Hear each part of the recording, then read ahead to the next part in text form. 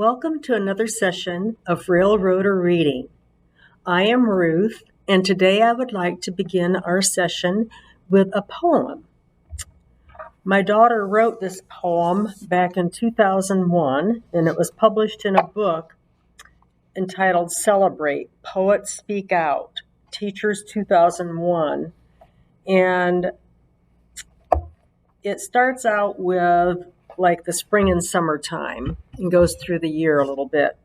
But I'm going to read this one. It's written by Rachel Montel. The title is Simple Things. I love dandelions with their pretty yellow petals and fireflies that light up the night.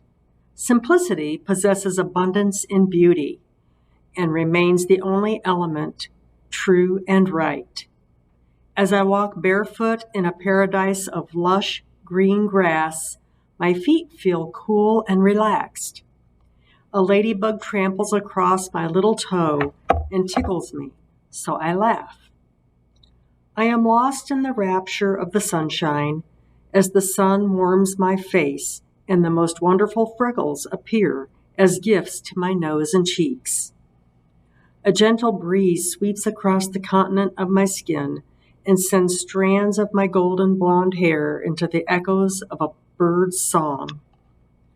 I remember the joy of innocence I felt as a child as I walked through the lush green grass, my feet glistening from the morning dew.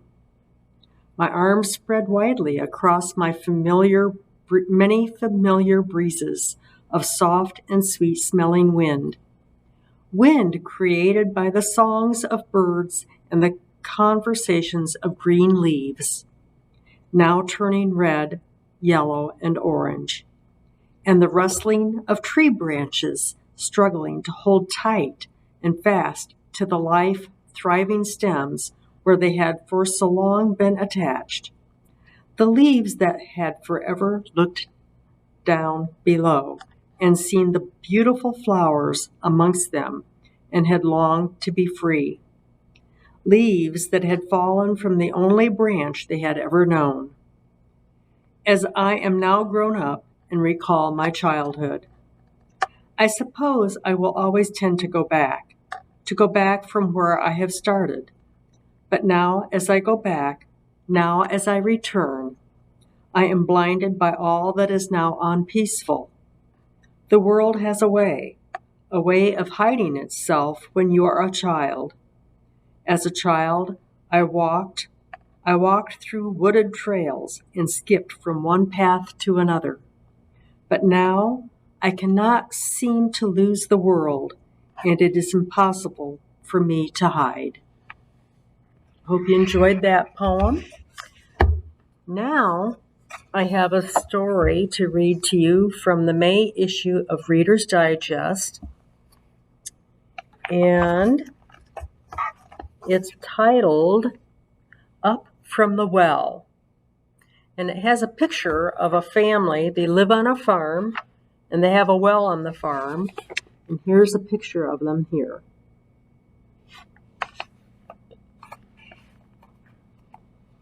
This is a rescue story. As the late afternoon sun beat down on his Rockport, Missouri farm last May, Brandon Leseberg finished feeding his cows and decided to call it a day. As they often did, his two sons, Louie, 6, and Everett, 3, had tagged along. As they headed for the house, the two boys ran ahead of their father, who stopped to close the gate. Louie paused at a water spigot atop an old well to quench his thirst. Unknown to the Lesebergs, the board covering the well had over time grown brittle. When Louie stepped on it, it caved in. Brandon had just finished latching the gate when he turned around and saw only his youngest son. "Where's Louie?" he shouted. "He fell in the hole," Everett said. Brandon, 37, quickly realized what had happened. "No," he thought. "Louie can barely swim." He ran to the well and heard Louie splashing and gurgling quite a ways below. Instinctively, he jumped in. As he fell some 70 feet down the 24-inch wide brick-lined well, Brandon heard Louie screaming. Somehow, Brandon managed to grab onto a pipe and ran down the side of the well, which slowed his descent and kept him from crushing his son. Brandon hit the frigid water at the bottom of the well. He popped his head out of the water and grabbed Louie, who was panicked, trying to stay afloat in water that was too deep for either of them to stand. Knowing they could tread ice-cold water for only so long, Brandon hoisted his son onto his chest as he wedged his own legs and back against the narrow walls for support, his body still partly submerged. "All right, Dad, you can pull us out now," Louie said. If only it were that easy. There was no way he could climb out. The pipe that he'd grabbed during his fall was too slippery to be of any use. There was only one way out. Looking up to see Everett peering down at them from the top of the well, Brandon shouted, "Everett, you're going to have to be a big boy and save us. Run to the road and stand by the mailbox until someone stops. Tell them we need help. And Everett, stay off the road." Everett did as he was told. Minutes passed like hours as Brandon, clutching his shivering son, continued to arch his back and brace his shoulders and legs against the well's brick walls. 5 minutes, 10 minutes. There was no sign of Everett. "Where is he?" Brandon said to himself as he wondered. "Will we make it?"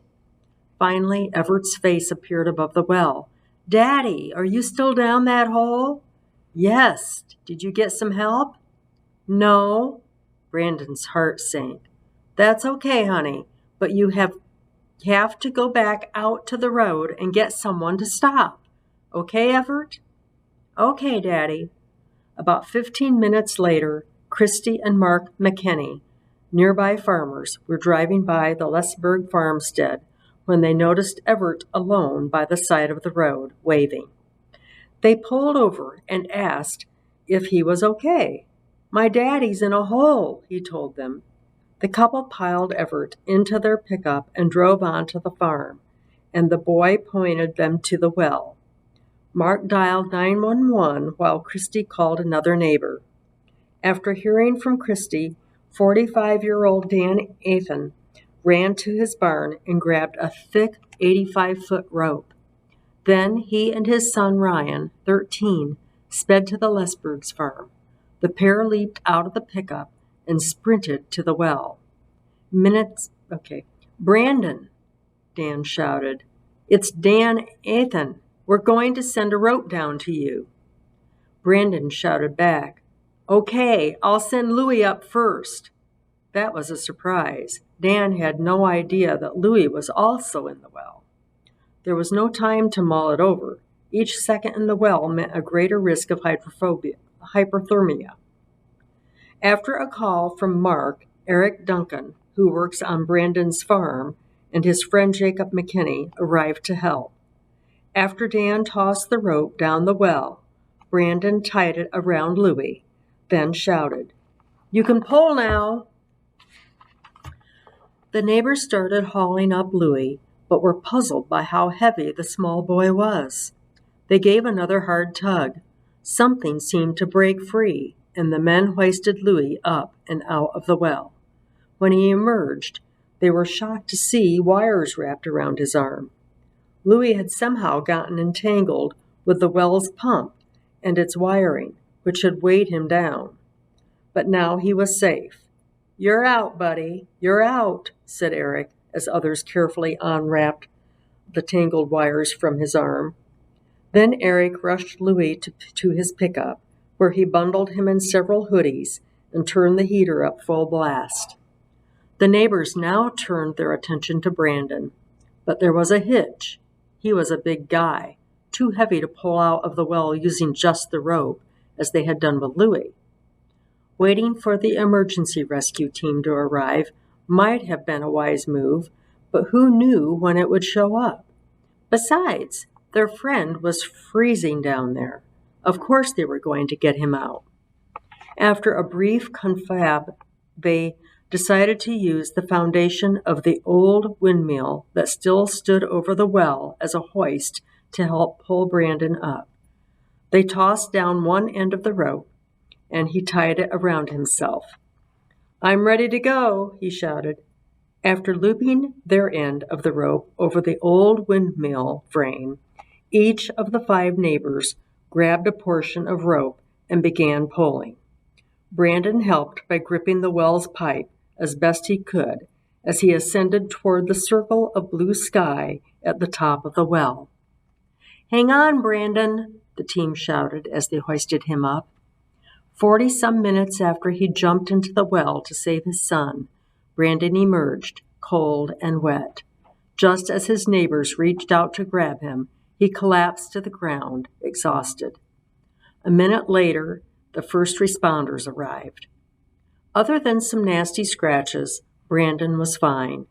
Louie, though, suffered hypothermia, as well as deep bruising from the wires that had entangled him.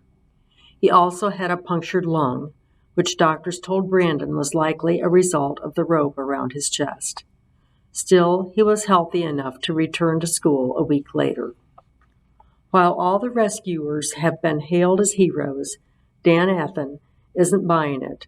"We're just neighbors helping neighbors," he says before shining the spotlight on someone else. If there is a hero in this story, it's 3-year-old Everett. He's a real lifesaver. I hope that you enjoyed our stories today and the poem, and hope that you'll be back with us again next week. Have a nice weekend. Thank you.